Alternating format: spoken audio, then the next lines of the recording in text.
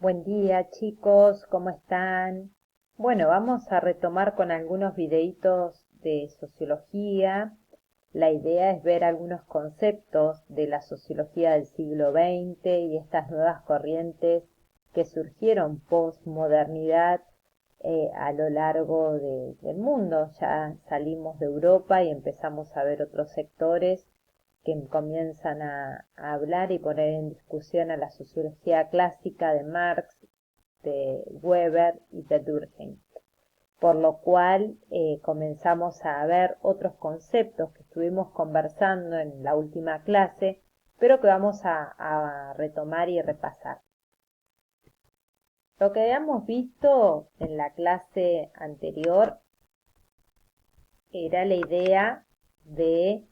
dinámica y cambio social, cómo empezaba en esta posmodernidad a tomar protagonismo la idea de transformación, de estructura social, los vínculos que se desarrollan dentro de las estructuras sociales y cómo se comienza a ver a la sociedad de manera dinámica, no estática. ¿Sí? Comenzamos a ver a la sociedad de otra manera y empezamos a complejizar sus prácticas. Por lo cual estuvimos también analizando otros conceptos como esos cambios que se comienzan a generar también y que comienzan a marcar distintas miradas.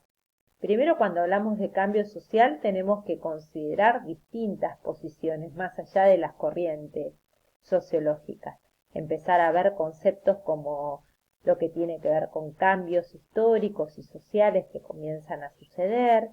también qué pasa en las relaciones sociales, en esas estructuras de relaciones sociales dentro de la misma sociedad o de los grupos, de qué manera generan influencia las clases sociales, qué características tienen esas clases sociales en función al capitalismo que comienza también a emerger como la principal herramienta también de análisis de la sociología y de la economía y de las ciencias sociales. Por eso hablamos de política y de estructuras económicas. ¿Qué pasa con las transformaciones y los cambios que comienzan a ser vertiginosos, principalmente en los sistemas productivos y en las formas de convivencia? Y la nueva reubicación también que se comienza a dar en estos cambios sociales en relación a el comienzo posmodernidad del surgimiento de las zonas urbanas y los lugares urbanos, los conglomerados sociales, cómo se comienzan a generar distintas formas de reorganización social y que van a llevar a la sociología a poner en cuestión. También los factores objetivos, como mencionábamos antes, pero también los factores subjetivos que comienzan a tomar participación en el análisis de la sociología y que tiene que ver con qué les pasa a las personas o a determinados grupos sociales. Por eso, cuando hablamos de conflicto social, comenzamos a ver también distintas formas de análisis y de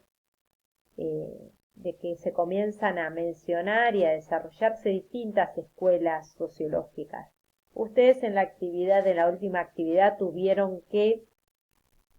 analizar y leer muy sintético un resumen de varias escuelas y cuáles son los objetivos principales.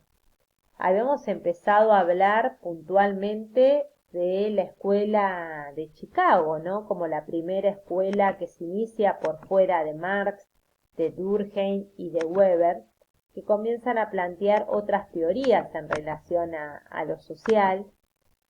y que puntualmente comienzan a analizar qué sucedía en Chicago, en la ciudad de Chicago, en relación a la organización urbana y las nuevas formas de vida, dado el desarrollo de esas ciudades, la expansión del capitalismo, qué pasaba con esas culturas y esos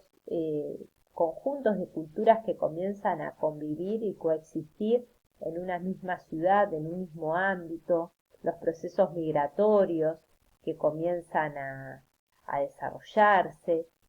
Y en base a eso, la Escuela de Chicago lo que va a hacer a través de sus representantes entre 1920 y 1940 Pensemos que estamos, para ubicarnos en contexto, dentro del proceso de lo que se dio de la crisis del 30 en Estados Unidos, una crisis económica que realmente ha dejado muchas huellas sociales en materia de organización social, de la economía, los índices de pobreza, la caída de la bolsa, los impactos económicos del sistema financiero de Estados Unidos que comienza a, digamos, a descrecer, ¿sí? A retroceder en su desarrollo, y que también la sociología, en este caso la van a llamar urbana o ecologista, comienza a analizar aquellos aspectos que tienen que ver con la convivencia social, principalmente con lo que tiene que ver con la migración, las culturas, el multiculturalismo, el subculturalismo, y una problemática que tenía que ver con la delincuencia. La Escuela de Chicago va a aplicar varias técnicas, va a empezar a desarrollar técnicas cualitativas, por ejemplo, haciendo relatos de vida, entrevistas, historias de vida, en lo que tiene que ver con una mirada más bien individualista para empezar a analizar estos factores que tienen que ver con las diferencias sociales y las diferencias de clase. También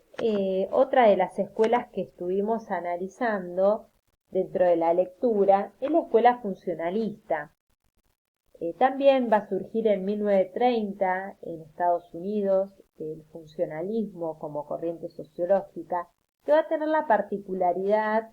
de empezar a analizar a la sociedad como un sistema,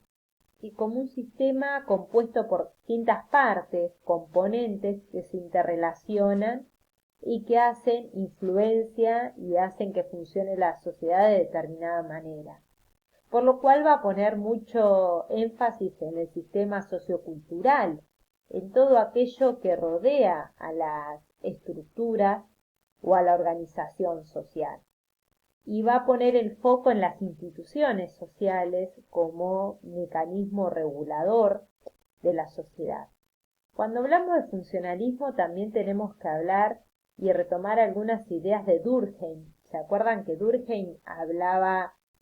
y tenía una mirada positivista, una mirada objetiva de la sociedad,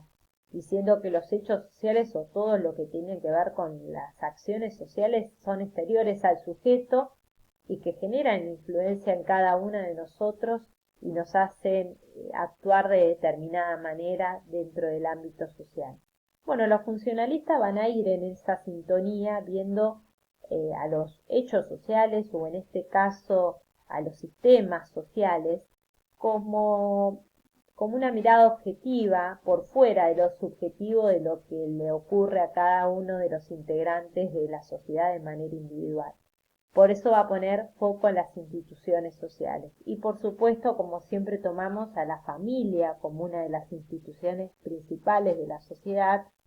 va a ser un factor y una manera de análisis que va a tomar la corriente funcionalista. Dentro del funcionalismo vamos a ver varios referentes como Parsons, como Merton, que también van a dar sus aportes, Mills, a la corriente funcionalista. Por supuesto, cada uno en lo particular va a tener su aporte. Parsons va a empezar a plantear la idea de acción social, va a tomar la idea de acción humana y va a tener una mirada un poco más individualista, sin dejar de pertenecer a esta corriente funcionalista, retomando las ideas de Max Weber sobre acción social y esta idea de lo que le ocurre al sujeto individual. Va a poner un poco de énfasis en lo subjetivo en sus análisis, pero no va a dejar de tener referencia a la idea de estructura. Sería el funcionalismo una teoría de sistema, ¿sí? Pensando y retomando el positivismo, esta idea de una mirada organicista y ver a la sociedad como un órgano integrado por partes que coexisten y que hacen que la sociedad funcione de esta determinada manera. Otra de las escuelas que desarrollamos es la escuela de Frankfurt,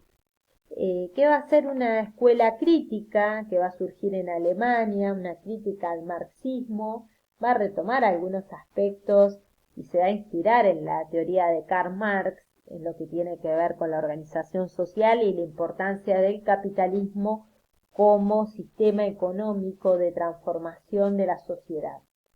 Va a tomar esa idea desde Adorno como uno de sus principales exponentes,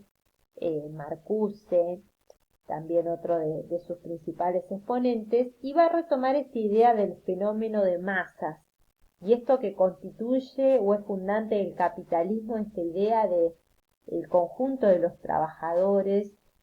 conglomerados en masas, y que el mismo sistema económico hace que los hombres y mujeres o los individuos convivan en esta dinámica capitalista y que queden dentro de lo que sería una homogeneización, una idea de hombre-masa, y que actúe en función de esta idea y esta relación económica capitalista, sin, digamos, distinguir ideas de manifestaciones individuales o de subgrupos, sino esta idea de que la sociedad va a funcionar de manera masiva,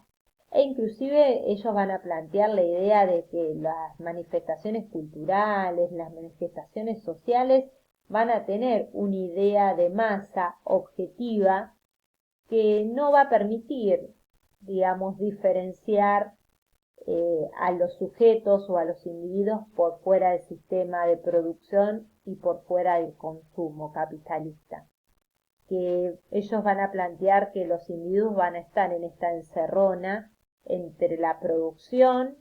como trabajadores, como parte de la fuerza de trabajo, como plantea Marx, pero también con su rol consumista, y que todos sus valores sociales van a estar en base al sistema capitalista.